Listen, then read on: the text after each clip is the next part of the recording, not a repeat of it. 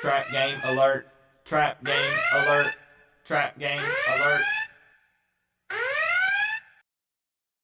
Coach, Coop, Coach, Coop, Coach, Coop, the Coach Coop Show. Coach, Coop, Coach, Coop, Coach, Coop, the Coach Coop Show. The Coach Coop Show. The Coach Coop Show.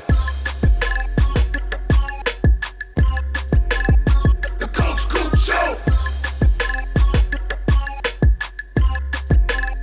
The Coach Coop Show. Yo, what's up, Canes fans? You know, it's Greg Russo right here. You feel me? I opted out of the season, but I'm just training and stuff like that. But I just want to let y'all know y'all should go follow Coach Coop on YouTube. The videos are crazy, but he's really funny. So just go show love and look out. Appreciate y'all. Y'all be safe. God bless.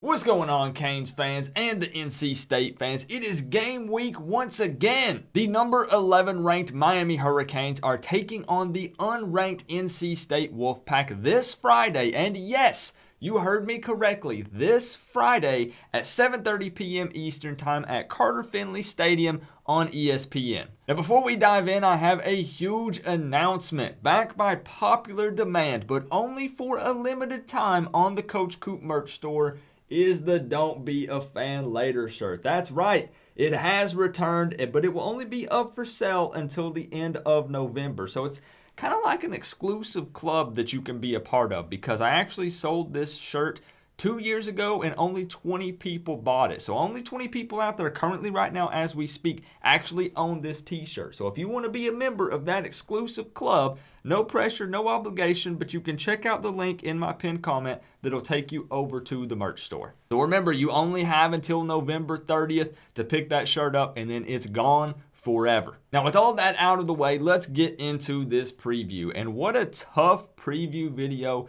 this one is. And to be honest with you guys, for two different reasons. First off, I am still sick. Yes, 2 months into it. I'm hoping that I'm on track to getting better, but that makes filming this video kind of tough. But also because NC State is just kind of a hard team to figure out. The Wolfpack went just 4-8 last season in 2019, and here we are now in 2020, and many believe that they could be a dark horse in the ACC. But 2 weeks ago, disaster struck, and their starting quarterback broke his leg, and then right after that, the next game, they lost to North Carolina. Now, they weren't undefeated before they faced North Carolina, but at the time they only had one loss, which was to Virginia Tech. But now sitting at 4-2, they've already matched their win total for the entire 2019 season. But the real question here is, can the Florida State QB transfer Hawkman for NC State take over and lead this pretty explosive offense? Now, if Miami fans are not already nervous about this game, let me add a couple of things about NC State in this game, and then we'll see how you feel. I know that I've already mentioned it, but this is a Friday night game, a weekday game, guys, coming off of a bye week for Miami. NC State has also not lost on their home turf this season, and they put up a whopping 38 points against UAV, a team that Miami could only muster up 19 points against. But again, this was with their starting quarterback, who now has a broken leg. So we've talked up NC State a little bit, but let's just bring it in and be real here for a second. Their first string quarterback broke his leg. How many times am I going to say that in this video? Their offense is just not as efficient with Hawkman behind center. Now, we haven't seen a whole lot from this guy, and maybe Finley, their third man up, could potentially see some snaps, I guess. But as of right now, on November 2nd, at the time of recording this video, Hawkman has been named the starting quarterback for this game. Now, at the beginning of the season, Miami fans were rejoicing. Lashley's offense looked to be on fire, and things were rolling for us. But as of late, a lot of Canes fans have been kind of upset with Rhett Lashley, mostly due to the play calling. They feel like that this has been ran over and over and over. But at the end of the day, the Canes have managed to do what needs to be done and get the dub. Well, except for, De'Aaron King hasn't been flawless, but I think that most Miami fans will agree that he's been one of the better quarterbacks that we've had in quite some time. So let's briefly take a look at some of the history between these two teams. NC State and Miami have actually not faced off that often, playing 15 times in total, with Miami leading that series 9-5. If I'm not mistaken, I think there was a tie maybe sometime back in the 1940s. And now let's transition over to some average stats so far this season for both of these teams. Now keep in mind that I don't do 0.8 or 0.2. I round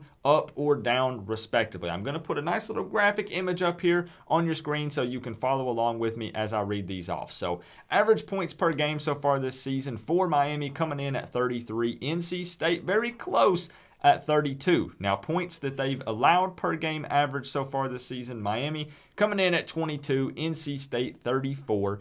Average yards per game so far this season, Miami 414, NC State 393, and yards allowed, Miami 391 and NC State 448. I would say the biggest difference looking at these stats specifically on paper for both of these teams is the points allowed against them. 22, pretty dang good for Miami. 34 for NC State, still not bad though. Now at this point in the video, I like to discuss 3 keys to a victory for both of the teams. But I'm going to be straight up with you guys.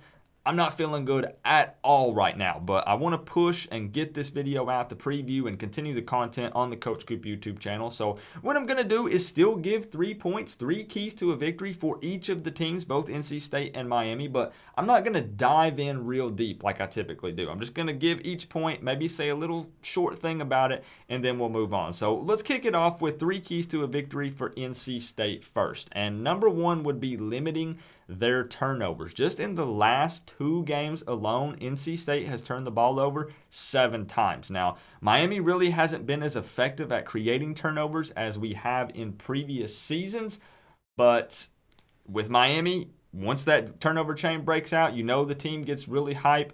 So NC State is definitely going to have to limit the turnovers in this matchup. Number 2, if NC State is in fact going to start Hawkman at quarterback, they need to stick with him. I just don't think that the QB hokey pokey thing is that effective. And lastly, the Wolfpack needs to make the most out of that 3-3-5 defense that they run. And what I mean by that is it's not a defense that Miami sees very often, and Miami has tended to struggle against that defense. And I understand that this year's different, Coop, right? It's Rhett Lashley's offense, but at the end of the day, as I said, they don't really see it that often, so they don't get to practice against that type of defense very much. So NC State should take advantage of that. And now 3 keys to a victory for the Miami Hurricanes in this game. And this first one, I got to tell you guys, is a big one.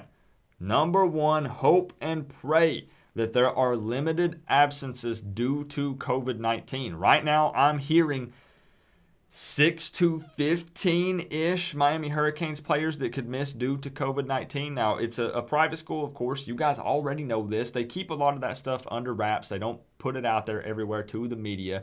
But there were some players who missed the last game, and we are pretty darn sure that it was due to COVID-19. Whether they have it or not, or they just came in contact with it or not, I don't know, but I know that they have to quarantine, and it could be more or less than 6 to 15, but that's what I'm hearing right now. As far as I know, De'Aaron King is still starting. He's safe, clear, good to go, but are there any other big impact players that are having to quarantine because of this? Let's hope not. Number 2, Miami must break the Manny Diaz bye-week curse. I honestly don't even know what else to say for that. I just hope that, I guess, we prepared differently over the bye week than we have these last 2 seasons, because whatever it is that Manny Diaz and this staff typically does in bye weeks has been proven to not work. So let's get over that hump and let's actually beat this thing. And lastly, Miami must get after NC State's quarterback all night long. The Florida State transfer Hawkman has actually thrown more interceptions than touchdowns in his limited playtime that he's received so far this season. So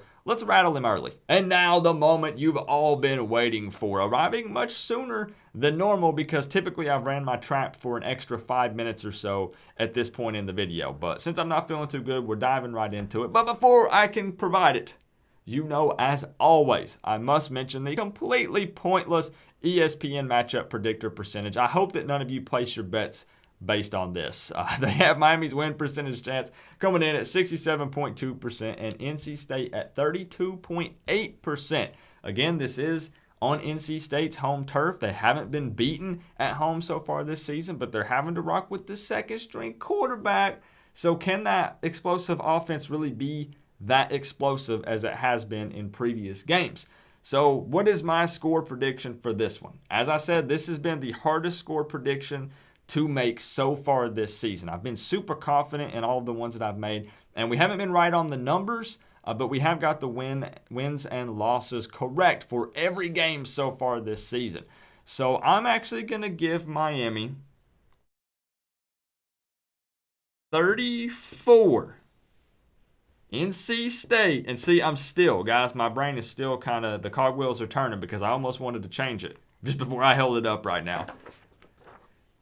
13. So I've kind of got Miami's offense clicking a little bit, hopefully, in this game, taking care of business, getting the dub 34-13. So I do think that the Manny Diaz bye-week curse will finally be broken. And just to be straight up with you guys, NC State could potentially be a tough game. Let's be real. Again, a weekday game after a bye week. I don't know how many players are going to miss due to the COVID-19 quarantine. But at the end of the day, NC State is without their starting quarterback. Miami gets Brevin Jordan back, so I hope we target him a lot. I think that Miami's offense can get things clicking a little bit better in this matchup and finally put up some points in the 30s. But you know the drill. Let me know your score prediction down below in the comment section. And don't forget, once again, that's right, Coach Coop is plugging it again. If you want to check out this shirt, it's also available in hoodies. What else? Long sleeve shirts, tank tops, all sorts of different things. You can click the link in my pinned comment. The Don't Be a Fan Later shirt. Once it's gone, guys, it's gone. This is the last chance to join the exclusive club. So thank you guys so much for all the love you've been showing me. Leave those score predictions in the comment section. Let's talk about this game a little bit. I'm happy that it's game week. I just wish it was on a Saturday, not a Friday, but it is what it is. Remember though, guys, we're all one big happy college football family, but at the end of the day, I gotta say, it's always better when you get to rep the U. Coach Coop, peace out.